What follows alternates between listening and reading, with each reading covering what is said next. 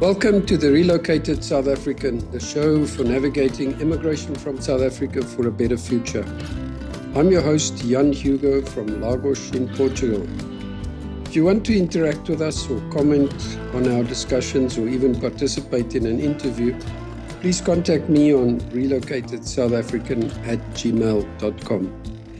Today, I welcome all the way from Austin, Texas in the United States, Zelda Botha. Welcome, Zelda. Thank you so much, Jan. Good to have you. Thank you. So, will you give us just a short sort of background where you grew up and where you lived and before you left South Africa and family and so on? Just a short intro.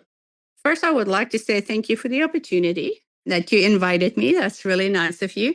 Well, it's a long time ago. It's 30 years. I grew up on a farm in Magaliesburg, and I lived there my whole life, basically. I was born in Zeerust on a farm, and then my parents moved to Magaliesburg. You didn't go to Becker schools? I didn't go to Becker High School because my brothers went there, but I insisted that I wanted to become a lawyer or a minister. When I grew up, or I wanted to marry a farmer. Those were my three. When I was really young, those were my three dreams. To do any one of those things. And so later, I decided I can study Latin in high school in Krugersdorp at Monument High. So I went to Monument High and I did actually take Latin. Later in my life, I actually did start studying law simultaneously while I was studying theology too. So I did both. And then I met my husband, Johan, right there at the Bible school, Berea Theologische School. And then after I met him, we got married and he said, if you are a pastor's wife, you can't be a lawyer too. He said, so I think you need to make a decision about that. So I was studying through UNISA at the time. And so I let go of those studies and I decided, okay, this is my life. So I was ordained as a minister and he was also full-time in the ministry. But you know how it was in South Africa at that time. It was very limited in the church where we were that, to be a pastor in full everything if you were a woman. That's right. So I was not in the United States. If you study theology, typically the pastor's wife is also called pastor, even if they have not even completed their theological studies. Oh, wow. And they get paid.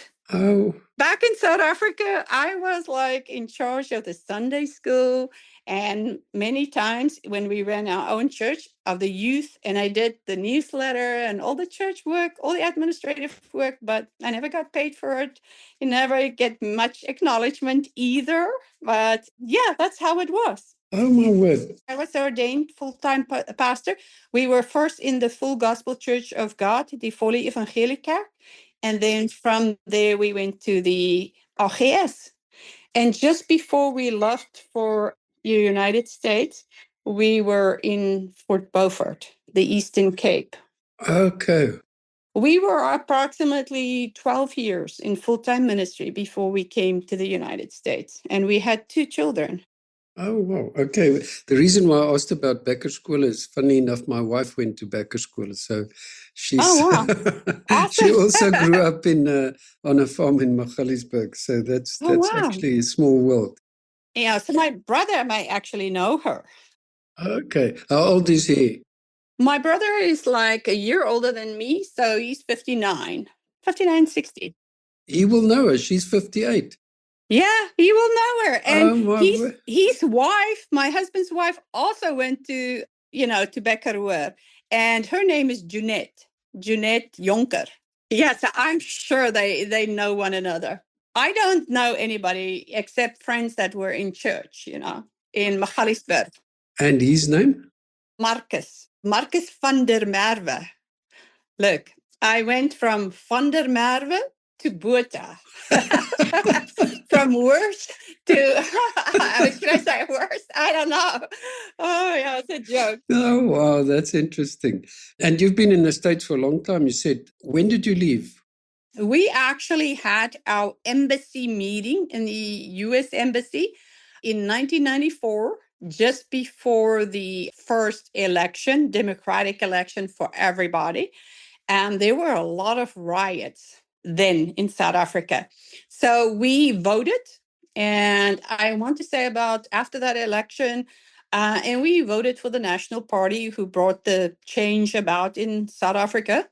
And so then we left. We left for the United States. And about 3-4 days, maybe a week after, after all that elections and stuff, yeah, we left. Oh, wow. And did you get jobs in a church in the US? We came as pastors, yes. Okay.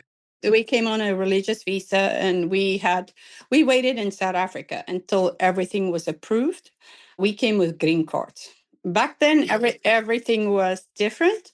If I say, I mean, it's like anything, immigration laws change everything. And, sometimes stuff gets slower, sometimes it's faster. But we came with green card. Okay. And your kids were born in America or... We have 2 kids that were born in South Africa. When we arrived in the United States, the one was 5 and the one was 2, but turned 3 about within the first week. So really 5 and 3. And then when we were in the United States, I mean, I looked around myself and I said, gee whiz, why don't these Americans have more children? Because everything is so easy, accessible. I mean, you can have there's so many good things. Life is good here, even though we only came with like 13 suitcases. We had nothing. And I want to tell you, our visa was approved then in less than a year. But that means that for 10 months straight, we fasted. And while we were waiting. So it was really, for us, it was like God, we felt that God told us to come to the United States. And so we were tired of traditional ministry. We were feeling like in South Africa, we were just doing the work of the church. We were changing religious people's diapers. And we were never getting to the people that were non-Christians because we were so busy with church work. Church in South Africa is a whole lot different than in the United States. The work the pastors do, right? In South Africa back then, and I don't know if it's like that now, pastors actually work hard. Like we went on church home visitations every single night, right? And, the only night the pastor had off was on Monday night. So Tuesday, Wednesday, Thursday, Friday was youth meeting. Saturday, you would visit people. And we were like in where there was a lot of farmers, Buddha in Fort Beaufort, right? Mm-hmm. And some of those farmers would say, well, you know what, Pastor? If we're in church on Sunday twice for 2 or 3 hours, you should be at our house for 2 or 3 hours every single week. One farmer told us that. And it's like, so think about how crazy that is. I mean, so we were young pastors and we really worked hard. At that time, we were able to really accomplish a lot financially in that church. We helped them pay off their debt. We helped them buy a house for the church. They didn't have a place for the pastors to stay. So we accomplished a lot in Fort Beaufort. So, I mean, but we felt that God called us here. And actually, our life in South Africa was just at a place where you were just set, we had leather furniture, very nice stink coat furniture in our rooms and our living room. Everything was top of the line. We had a boat, we had a BMW, we had another car. Everything was just paid off. And we were young pastors. I was 27. So pastors don't make a lot of money, especially in that area, but God just blessed us. And so we had no reason, absolutely no reason to leave South Africa. None. That is amazing. But the miracle was, So before we actually, and this is such a miracle, I have to tell you this. Before we fasted like that, I want to tell you this. We did buy a Sierra station wagon in Port Elizabeth, right? We said to God, okay, and this was in 1993. We said to God, we don't have money on our salaries to go there because we weren't making a lot of money. Pastor make a little bit of money. And we said, okay, well, if we will sell this station wagon, and then if we can get a buyer for it, then we will go and meet with this sponsors and see if this is even what we should be doing. And that car, we advertise it. And so we advertised it in the local newspaper that went to Port Elizabeth and another Port Alfred, I think, and Fort Beaufort and Gramstad. And then it was 2 days in the newspaper. Now, this is after my husband came back from a pastor's meeting, and he told me that he felt at this pastor's meeting that God told him that we should go to the United States. And I was young, and in South Africa, you are more like submissive, right? Let me be honest, you're very submissive, right? And I'm like, yeah, I mean, if God tells you that we should be doing that, then yes. I said, yes, let's do it. Why should we wait? So of course, my husband is more thoughtful, and he said, okay, well, we're going to need money, but we first going to make sure to confirm in our hearts that this is really what God wants us to do. So we planned to go, but we had no money at that time, except we had things, that we paid off over time because now we've been married for a long time. And so I got married when I was very young, 20. And anyway, so by this time I was 27. So now, and so we said, okay, we're going to put this car up. We put the car up 3 days in the newspaper in that little, that covered that area. And I get a call while Johan is in the local town. And there's nothing there, really, maybe a cafe. And so Johan, and while he was out, it was these old farm phones, and the phone rang and said, okay, my name is this and this. I saw your car advertised. I'm going to fly up here from Port Elizabeth, and I'm coming to buy your car. And I thought, okay, what do you think if somebody in a town where there's 300 people call you and say from Port Elizabeth, I'm flying up there with my business partner to come and buy your car? You think it is just a hoax, right? Who would do that? Yeah. And Absolutely. It's not a cell phone where you can check a number or location, nothing, right? So this is what this guy tells me. So Johan, and maybe like 30, 40 minutes. And the guy says, well, if I arrive at the airport, I want you to pick me up, me and my business partner. So, and it's a tiny airport. It's like a dirt roads there, right?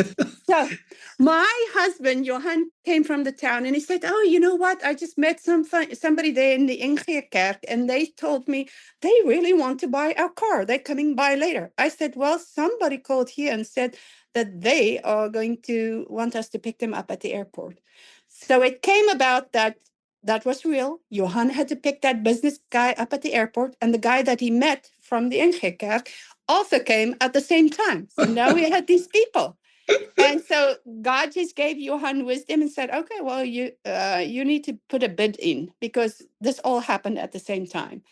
My wife was home alone and I was in town. So we didn't talk to one another. No cell phones again at the time. So the business guy they put it each in an envelope. We opened it up there in front of everybody that everybody could see. And so the business guy was higher in his quote than what we even advertised the car for. And his wife was pregnant with twins. That's why he wanted that car so much. And he said he couldn't find one anywhere. So he drove away with the car. And that was the little carpet that we put out to see if it was God's will that we should come here. And that was our confirmation. Oh, wow. We sold the car right there for more money that we actually paid for it and that we wanted for it. That is fantastic. That was the first miracle. And so that was in 1993. Then the second thing that we told ourselves is, in our case, and I don't say that should apply to anybody else, we said that we wanted to have green cards when we come. We first came to visit in 1993. We had 2 kids. We left them with the church members. We did not take them up to Transvaal, where all our family lived. Our family was mad as hell with us because we dare leave our kids in Fort Beaufort with strangers. And we had 2 maids that worked for us at the time, Grace and Matilda. Matilda was actually from Bophuthatswana, and she came looking for me when we moved over there to the Eastern Cape. I mean, I didn't take her with because, I mean, that would be too far for her. And she came to my mother-in-law and she said, hey, where is Johan and Zelda? I want to work for them again. And my mother-in-law called us, and we actually drove 10 hours to go and get her to come and work with us. But then we already had somebody else, that somebody in the church, the farmer, the actual farmer that told us that, that you should come and visit us 3 hours a week. We actually drove to go and get her, Matilda, and she lived in with us. And so now I had 2 maids, not because I wanted 2 people, not at all, because she wanted to work with us and she was really nice. And so we went to get her, but her, Matilda, and Grace did not get along because the one was a Tswana and the other one was not a Tswana at all. Okay. But I mean, they worked for us all the time, both of them, while we lived there. What a story, right? Yeah, that is absolutely amazing. So before we move on to your life there in the States, I have to ask you about your TikTok videos, because that's how I got to know about you. I saw a post on Facebook, I think, about the shopping video that went viral. So how did that come about?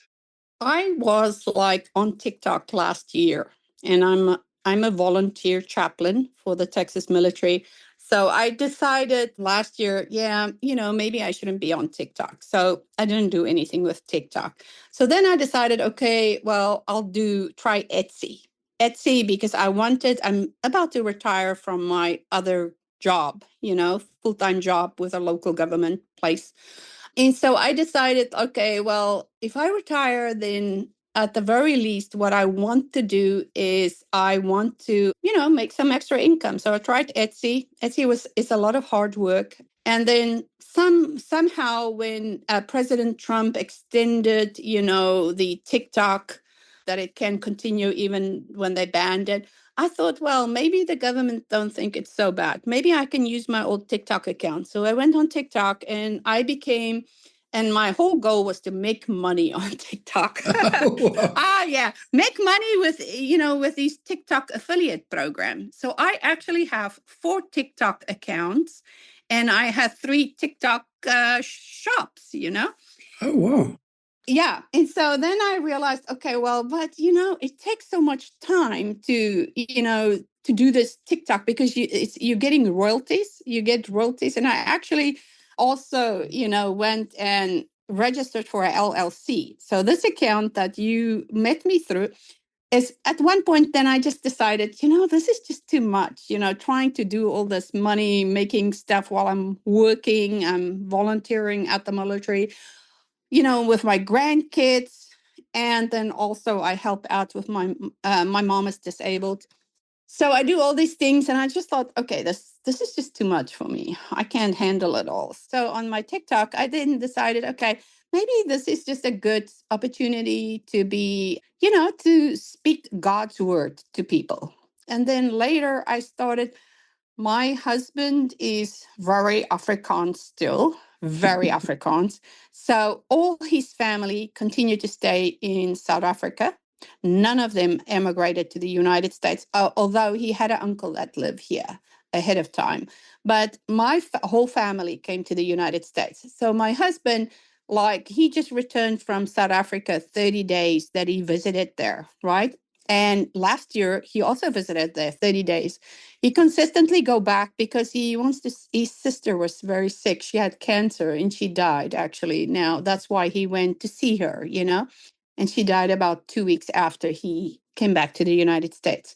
So, when he came back, he was all fired up, watching this Colonel Chris Wyatt on all the South African issues.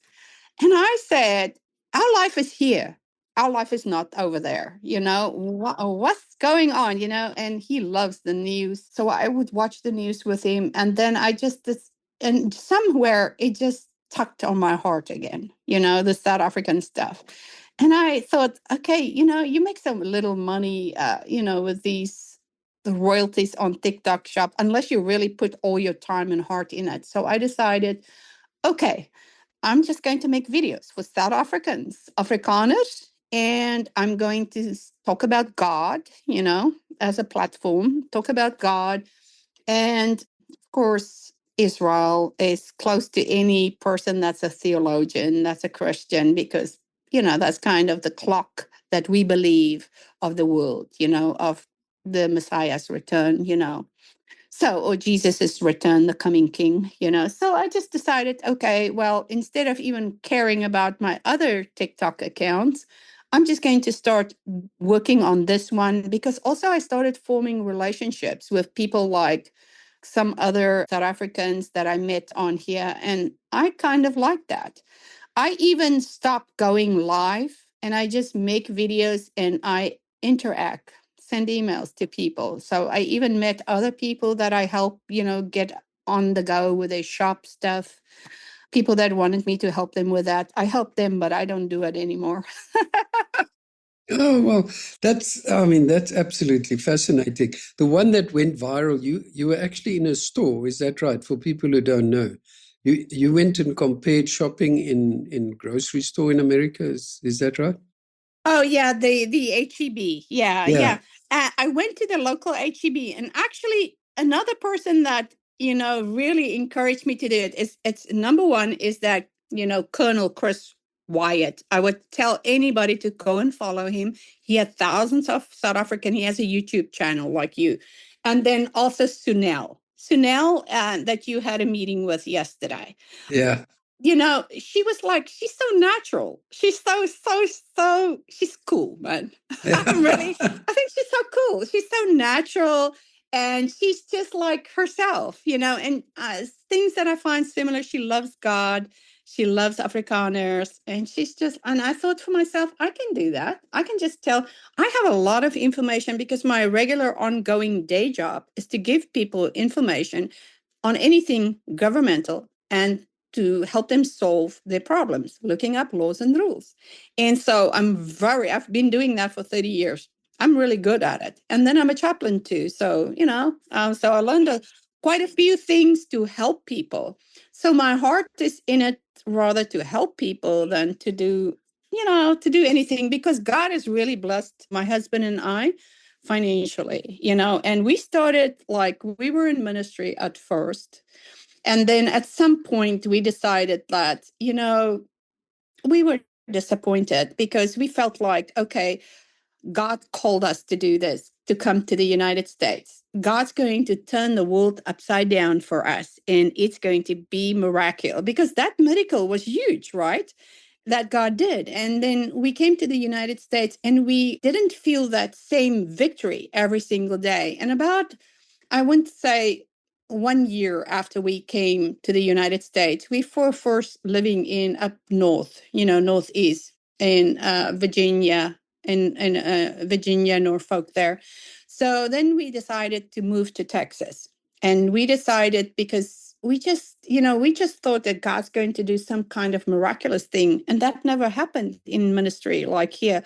I guess we thought we were going to make it big. I don't know what we thought, but, because God was just like really opening windows and doors for us. And suddenly it was just like, you bump your head. So we left everything. We left ministry and we came to Texas, and we came with an actual ride, a U-Haul. And with the furniture that we had was just old furniture that we received from somebody that died in the church where we were, and they donated it to us. It was heavy and bright orange furniture, bright as can be.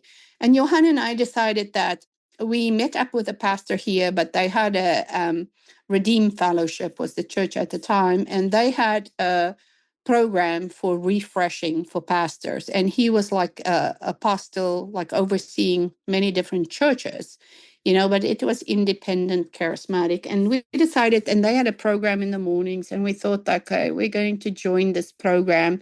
And then you could do a regular job. And so, we are, as pastors, if you're not a pastor, and even at that time, pastors were only young pastors with, coming from another country, you were making $24,000 to $30,000 a year, which is not a lot of money, right? So when we left ministry, it hit us hard, because that's one thing that of the refugee program that people have to realize. Your education that you have in South Africa may not be recognized here unless you do extra classes or something like that.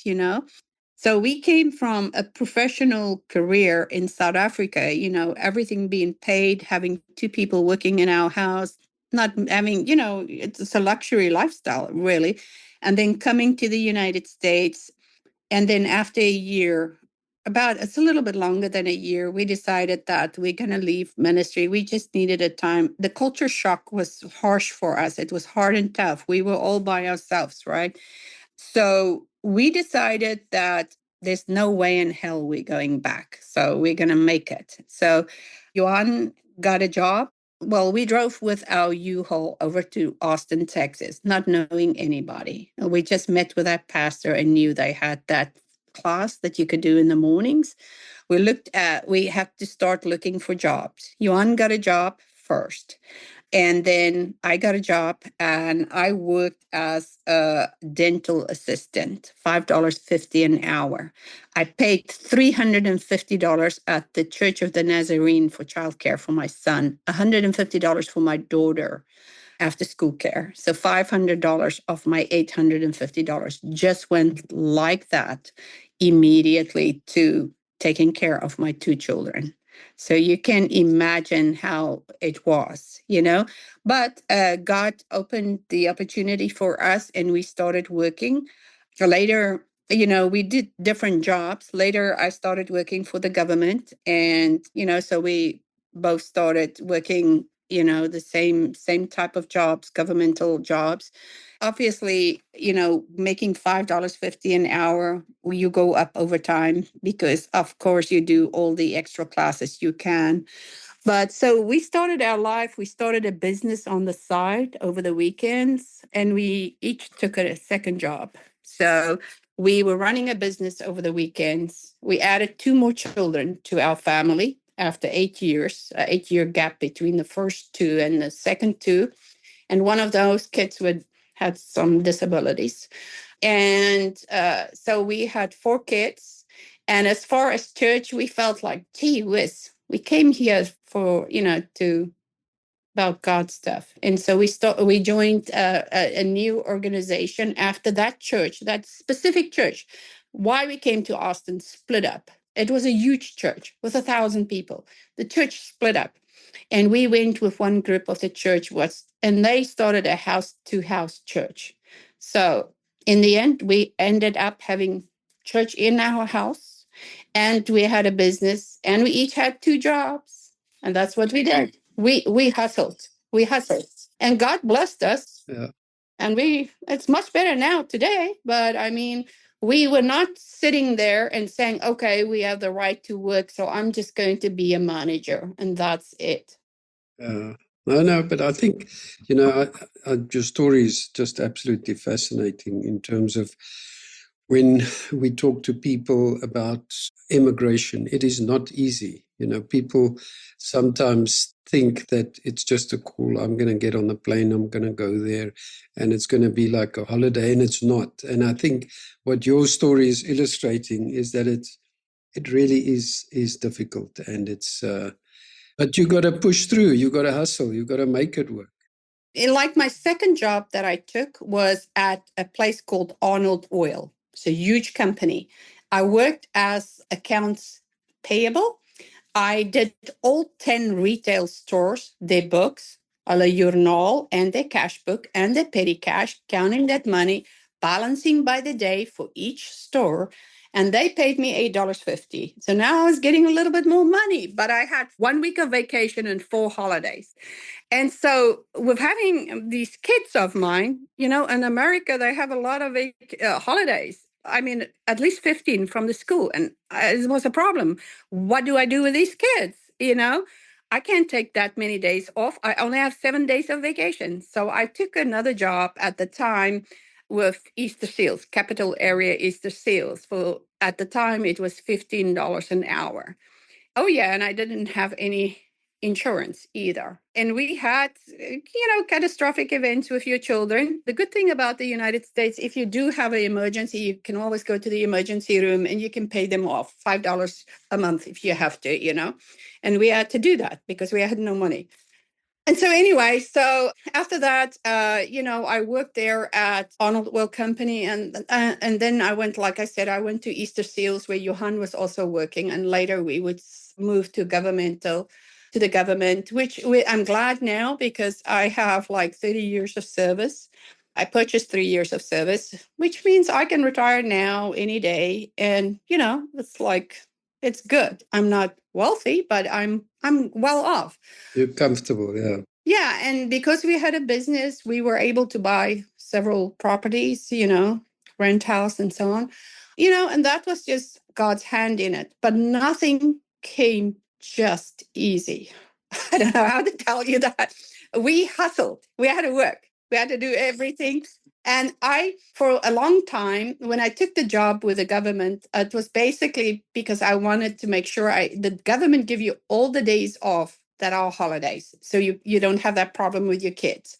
The second thing is that you have health insurance, really good health insurance at the time.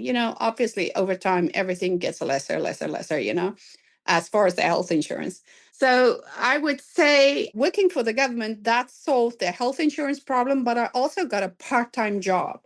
And so because of my one child that was disabled, I started doing Chinese abacus math. Abacus, I learned how to do it. You work it with your fingers, but first. So yeah, I learned a total new skill. So now I was working part-time, 20 hours a week. Let me tell you my schedule. I was working 20 hours a week for the state, right, for the government.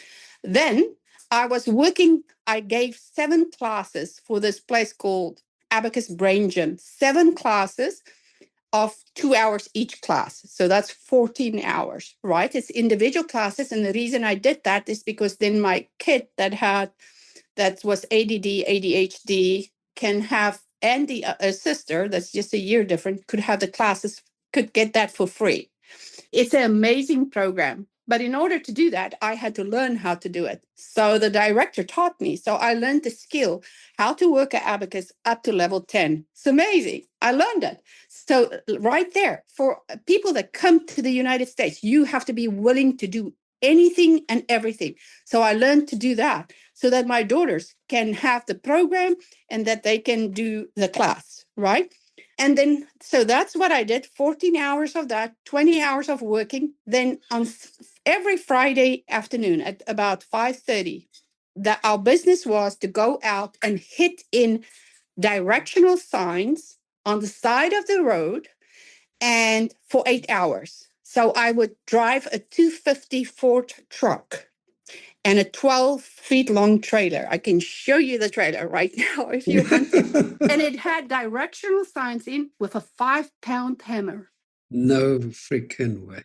Yeah. Then I work right through the night, but I worked in the day also. And I have 4 children and I didn't have a maid that cleans my house or watch my kids. And one was disabled. So I take these 2 younger kids with me. I put them in car seats while I'm working in this Ford. It's a crew cab Ford F-250. And I have my son would help me so that, I'm not home alone. And my husband would take the other kid. So that's how we worked on the weekend. Then on Friday afternoons, I would enroll my 2 younger kids into this thing called One Day Academy. It's for people that homeschool their kids. And they would go there every Friday. It's just one day. So then they will take an extra class like math, English, I would make them take those classes, even though they were in a private church school. I make them do that because I could not have my kids left behind in education because I'm not, you can hear my English is not very good, right? No, your English is perfect. So I was not going to do my kids the disadvantage of not having a good education. So now I was doing the 7 math classes on abacus. And you ask, how did I do it? Well, it was Monday nights. It was Saturday, my whole Saturday, my Sunday. And then Friday night, I was working. Imagine that. And Sunday, I had 2 of those classes. And then, so after church, I would do the 2 classes. And then I would go. Monday night I had a class, but Sunday night I had to go pick up those directional signs again. So that's how I worked. And then because I put my kids in the 1-day academy, they had this thing, the director was in our church and he said, well, what they would do is they would give you a discount, like 1 class for free, if you clean the whole premises, the whole church where they have it. And it was normally big churches, and none of the mothers wanted to clean the toilets. So I cleaned the toilets, all that these kids use. Yeah. So I did that so that my kid that was like, could have a proper education. So they went to a private church school, which is Texas City School, tiny school, great school. And then I went ahead and I also put them in homeschool. During the summers, my children never, ever just stayed at home. They would go to that 1-day academy and they had math classes and they had to volunteer. In the United States, you can start volunteering at the age of 12. You get no money, but you volunteer, you learn to volunteer. It's a big thing for me that my kids have to be volunteer and have to have good education. Today, 3 of my kids are engineers and 1 has her own daycare. She also has a degree from Oral Roberts University. So I could say that it was hard work, but we hustled, as you can hear. I didn't play around. I think sometimes I have met many South Africans over the time that I live in the United States that literally come here and they had the position as a manager or an engineer. And they'd say, oh, well, but I'm not going to do that.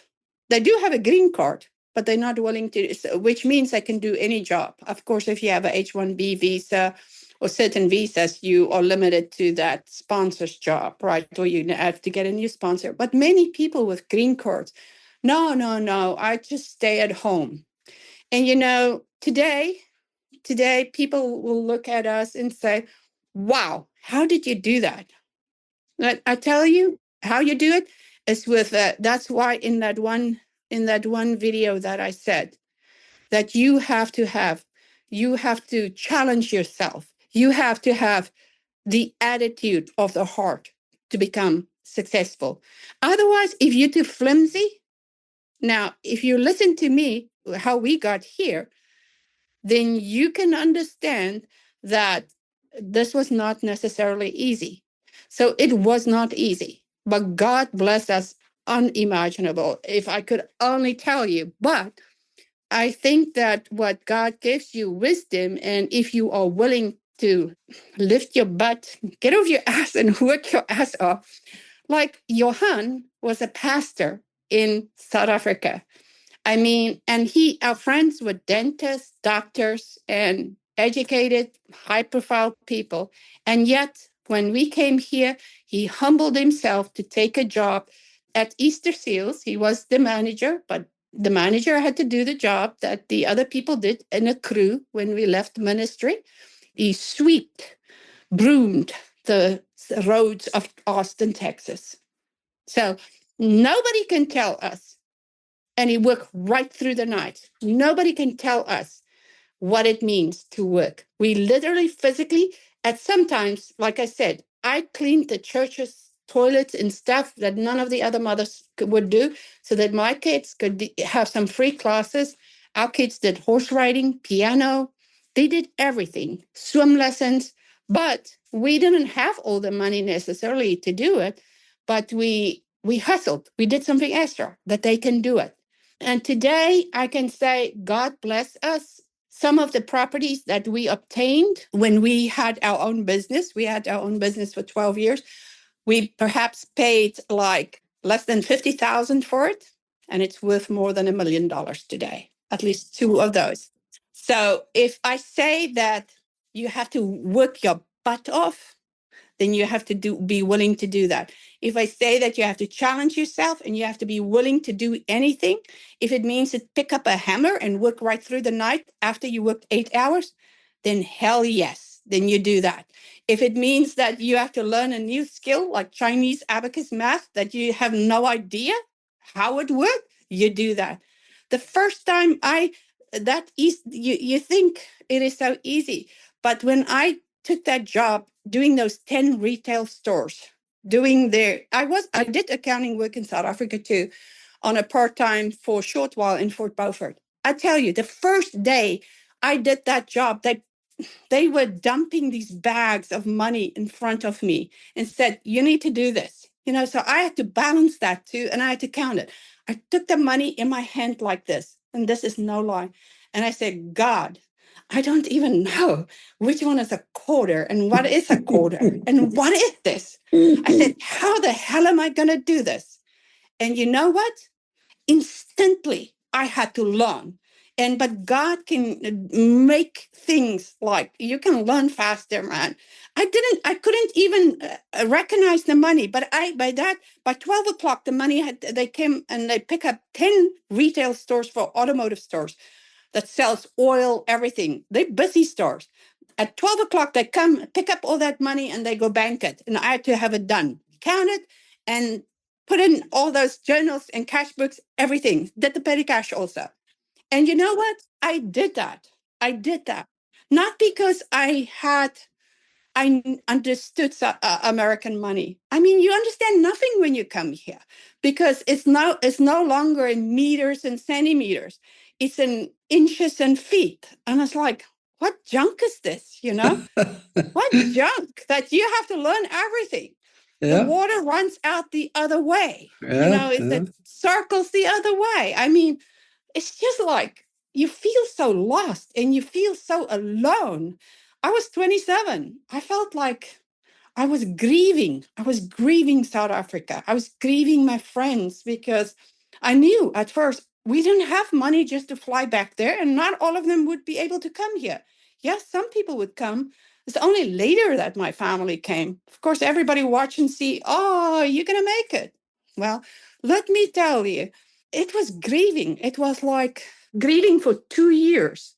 I'm so glad you mentioned that. I had an interview a couple of weeks ago with a guy who he's still in South Africa, black guy who lives in South Africa, but he lost his mother and brother. And I said to him that I thought that immigration is very much like grieving, like losing something, and people do not appreciate how hard it is. So yeah, that resonates with me. I think, I have so many questions that I wanted to ask you, but I think you've answered so many of them in terms of, advice to people who are thinking of immigrating. What I'm hearing from you is just get off your ass and do something. You've got to put yourself out there. I assume it's not going to come to you. You have to go look for it. In terms of friends and so on, you've obviously got a lot of American friends through your TikTok. You're meeting up with South Africans, but would you say your circle of friends predominantly American? Well, when we first came here, we went to these potjies and stuff. Now, our situation was different because we came as ministers, and ministers are not rich people or doctors or dentists or engineers, right? Or software engineers like my two brothers. We are just regular people, So those people out there, when we went to the potjies, we were a little bit disappointed because it was hard for us to connect with them because, as you can hear, we were at a low end of our lives. We felt like God's going to, a miracle's going to happen here also. We're just going to walk into a church. I don't know what we felt, and we're just going to be big and it's going to be easy. And it wasn't. And so we were working, busting our asses, right, to make money. And these people were bragging about how much money, how much cars they have. And we were not there. We were not there. So it was difficult. And a lot of them were swearing, watching sport because they had the leisure and the convenience because of their professional careers to do that. We didn't have it. So we didn't connect well with them. So what we did then is we decided like, hey, we're going to totally integrate with Americans. And that's what we did. So then when we had that business, there was a lot of, we helped other South Africans that came through my brother. My brother came later and some of their friends, and they struggled and they were not. And so we actually were able to supply jobs to other people for a good South Africans for a while. And then, of course, when we didn't have a business, we didn't do it anymore. And some of those people were our friends. But then when your family comes, my mom came and my dad and my younger brother and his two kids and my older brother and his two kids. And so, there suddenly my whole family was here. And since you work so much in the United States, you don't have, it's not like in South Africa where you have all that leisure time to go and visit because you have to do all your work yourself and all that stuff, And we had to do more than one job, right? Yeah. So it wasn't like we had a lot of free time and you have 4 kids and you have to figure things out. So I would say we have friends. It's mostly church friends, people that I meet where I'm at. So like on TikTok, I'm there now, so I meet people there. And yeah, so I mean, and then from the church, it just happens to be my friends are Mexican American, right? That immigrated. Those are my closest friends, and Colombian people. But all legal ones.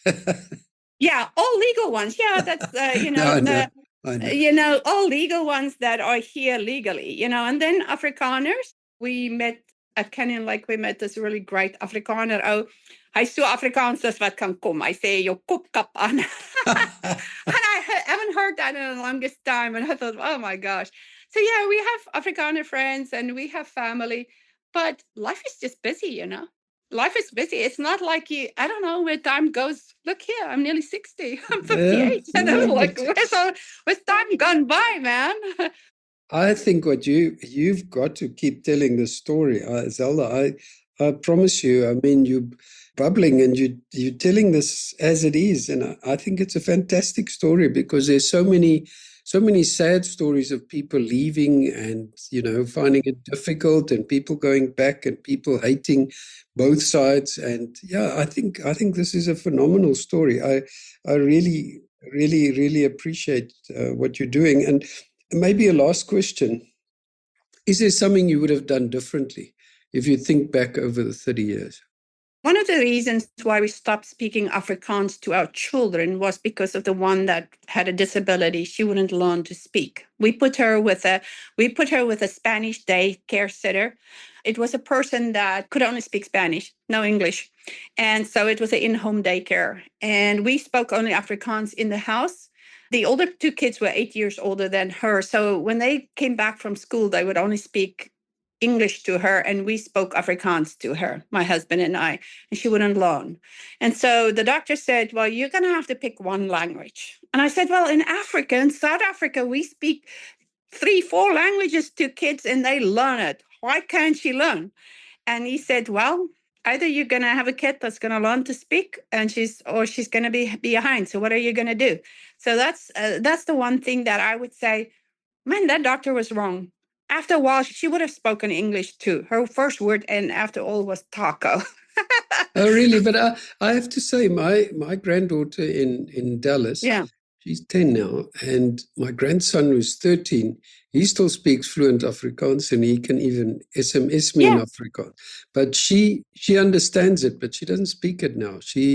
They speak Afrikaans to her, but she responds in English. So it's quite interesting. My 2 older kids are fluent in Afrikaans. My older daughter actually went back to stay in South Africa for a year.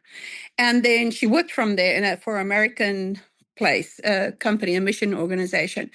But they can fully understand Afrikaans because Johan and I kept speaking Afrikaans to one another. But I think I wouldn't have given up if I go back in time, even though the doctor said, well, she's not going to learn. I would have just forget what he said and just speak Afrikaans to those two younger ones. Now, the youngest one can speak fully Afrikaans, but that one, she is not as fluent, because then you made a point to speak in English to her. So if I can go back, something that I can warn people about that I've seen over time is that the husband go out and he takes a job and he works because most of the time he has a visa, right? But a woman, the female, can get a EAD visa, which means she can actually do any job if he has a green card, right? She can, even if she doesn't have a green card, she can get an EAD, right? Or if he has a certain works visa, then the wife can get an EAD also. I would strongly suggest that every wife that comes get that EAD visa. And the reason for that is it's based on your husband or the spouse that has a work visa. Maybe it's the other way around, But and the reason for that, I've seen so many couples get divorced because the husband grows with the culture. He grows into it. He changes. The culture changes you here. You don't think you're going to be the same person. Something is off if you stay the same. You evolve. And so then the wife stay in the four walls watching the kids. And I think personally, and then what happens is she just doesn't get the same, I don't know what's the right word. She doesn't evolve in the culture and grow as a person as the husband does. So she stays in her African ways, in her South African ways, and the husband grows and they grow apart because he's a different person than she is now. She's still that old girl he met in South Africa 30 years ago, and she's not changing because she stays in these four walls. That's a mistake. The woman has to go out and work, even if she works part-time for a while, that she can get to this culture. And because otherwise, it's just so many of these couples, they just get divorced. Because of that, they grow apart. I hear you. I can imagine that that's true. That's very, very good advice. I mean, I don't know what else to say. If that's probably one thing that I would say. I've seen that, and it's really sad. And also myself. I mean, I was this quiet pastor's wife, hardly ever speaking, hardly ever speaking. And can you imagine that to be me now? And now you're a TikTok star. No. That's awesome. And let me tell you, I had breast cancer. I lived through that. And after I had breast cancer and I had a mastectomy, and 6 years later, the actual implant started leaking. And they said, well, and no doctor wanted to take it out. And the doctor that put it in wouldn't take it out because he wasn't doing that anymore because he was sued. And so I had inflammation for a year. And about 18 months ago, I finally found a doctor, Dr. Potter, that would take these things out of me. I just wanted the silicone out of my body after that point. And I would just say, the second surgery I had about 18 months ago. So I lived through all of these, but it was about in 2014 I had the cancer. And when I had the cancer and they did the breast reconstruction, I got necrosis. For 3 years I had necrosis. It means your skin gets black and it dies and it full holes. And every day you have to cut it out with a scissor and clean it out. And the doctor said, well, those worm things, you get like lab clean worms. You get clean worms. You can buy them at the Walgreens here. They told me, you have to put that on all those sores on your chest, on my breast, to eat out that black rotten flesh. And it smells, it stinks, right? And during that time, I want to just tell you, I was working all these jobs. I was not stopping to work. And do you know what? And I said to the guy, well, I don't think mentally I can handle that. So they said, okay, well, you need to buy this cream. It's a chemical cream. It costs $600 and you put it on all that stuff and it will eat it up chemically. But every week I had to go to the doctor. That went on from 2014 to 2017. That was worse than cancer for me. But in it all, I kept working. I kept taking care of my kids, taking care of my grandkids. And, so in it all, I can tell you that things that you have to know that you want to be here yourself You want to be here because God wants you here if you're a Christian. Not everybody is Christians, but then, like I said, check the attitude of your heart and your motivation before you come here. Because if you're flimsy, stay back where you are. If you don't have the guts, don't come. Fantastic. Oh, that's such good advice. I'm sorry. I don't try to be forceful, but No, I'm like, it was hard, but it's all worth it. It's all worth it. absolutely. I really have to say that it's just an amazing story. It's fantastic. I can listen to you for long time more, but I think we've gotten to the end. What I just want to do is, can I give your TikTok handle to people who listen to the show? Sure. I would give you my email address. A regular email is Zelda, Zelda, RINABOTHA, Zelda Rina Botha at gmail.com. Okay. And my TikTok handle is Boots on Ground number 7. Boots on Ground 7. That's it. Okay. Boots on Ground 7. Fantastic. Yeah. And I mean, honestly, anybody can contact me at any time. Oh, what I wanted to say is, and I told God, if He helped me through that cancer, just being able to handle it, I would join the military. And I did. And I became a chaplain. And I volunteer my time there. It's the Texas State Guard. I volunteer my time there. If you deploy, you get paid. I've been doing that for now 7-8 years. So yeah, so that is in a nutshell my life story. There's a lot of other things I can tell you, and if anybody has any question about anything, they can contact me. I can tell them about these people that say that there are South Africans sitting there in a hotel with no food. I contacted those people. Okay. And I said, I'm willing to help. I can help you. So what I'm saying is there's governmental agencies, any places where you can get help. And I made a video on that. And if you don't know where to get help and you're in the United States, I will tell you. I will find out for you because that's my job. That's what I do daily. So I can do it. I have to say, this is just one absolutely unbelievably inspirational story, Zelda.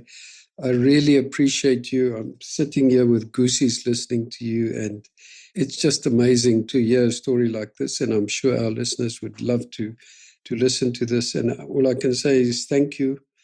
Thank you so much for being open and letting us get an insight into your family's history and your history, and just go and do it. Well done. Thank you so much. Yeah, I guess there's one thing. If you immigrate to the United States, you have one free opportunity to change your name if you want to. On my driver's license, the Americans, and this is a joke, but it is the truth, the Americans put my name, on South Africa, on your paperwork, your legal paperwork, they write, for example, they wrote Zelda Rina van der Merwe near Botha. Your annoyance fund, they say no. Well, the Americans thought that the word near is part of my name. So my name on my driver's license is Zelda Rina van der Merwe near Botha. That's my whole name, printed just like that. So, but